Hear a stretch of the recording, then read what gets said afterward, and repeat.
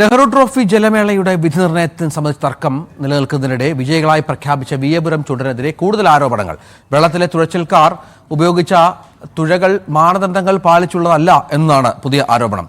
കളക്ടർക്ക് പരാതി നൽകി തീരുമാനമായില്ലെങ്കിലാകും ഹൈക്കോടതിയെ സമീപിക്കുക എന്ന് UBC ഭാരവാഹികൾ അറിയിച്ചു.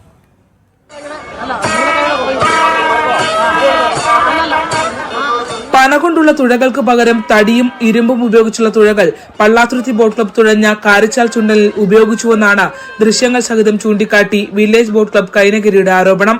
പനകൊണ്ട് നിർമ്മിച്ച 2 തുഴകൾക്ക് ശേഷം തടിയും ഇരുമ്പും ഉപയോഗിച്ചുള്ള തുഴകൾ ഉപയോഗിക്കുന്നത് ദൃശ്യങ്ങൾ കാണാനാകുമെന്നും അവർ പറയുന്നു. സ്റ്റാർട്ടിംഗ് പോയിന്റിലും ക്രമീകരണങ്ങൾ ഒരുക്കുന്നതിൽ പിഴവ് സംഭവിച്ചതായി ഭാരവാഹികൾ പറയുന്നു.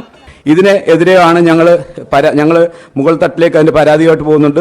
കളക്ടറെ കാണുന്നുണ്ട്. ആദ്യം കളക്ടറുമായിട്ട് സംസാരിച്ച് ഇതിനകത്തൊരു തീരുമാനമാകുന്നില്ലെങ്കിൽ തീർച്ചയായിട്ടും ഹൈക്കോടതിയിലേക്ക് പോകാനുള്ള ഒരു തീരുമാനമായിട്ട് ഞങ്ങൾ ബന്ധപ്പെട്ട് മുൻപോട്ട് പോവുകയാണ്. എത്രയും പെട്ടെന്ന് കളക്ടർ ഈ ചെയർമാനായിട്ടുള്ള ഒരു ഇവന്റാണ് നടന്നത്. എത്രയും പെട്ടെന്ന് അധികാരിയുടെ ഭാഗത്ത് നിന്ന് ഏറ്റവും നീതിയുക്തമായ ഒരു തീരുമാനം ഉണ്ടാകുമെന്ന് പ്രതീക്ഷിച്ചുകൊണ്ടാണ് ഞങ്ങൾ മടങ്ങുന്നത്. ഇതിന്റെ ഏതറ്റം വരെയും ഈ സംഘടനകളും ചുണ്ടൻവള്ള സമിതികളും ചേർന്നുകൊണ്ട് ഏതറ്റം വരെയും ഇതിനുവേണ്ടി ഈ നീതിക്ക് വേണ്ടി പോകും.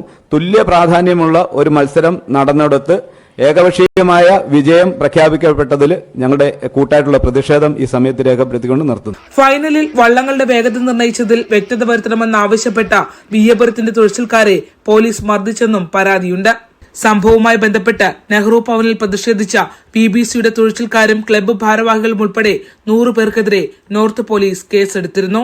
അതേസമയം വിധി നിർണ്ണയത്തെ സംബന്ധിച്ച് അപ്പീൽ കമ്മിറ്റിയുടെ തീരുമാനം അറിഞ്ഞ ശേഷം മാത്രം ഹൈക്കോടതിയിൽ പോയാൽ മതിയെന്ന തീരുമാനത്തിലാണ് VBC. ന്യൂസ് 18 ആലപ്പുഴ.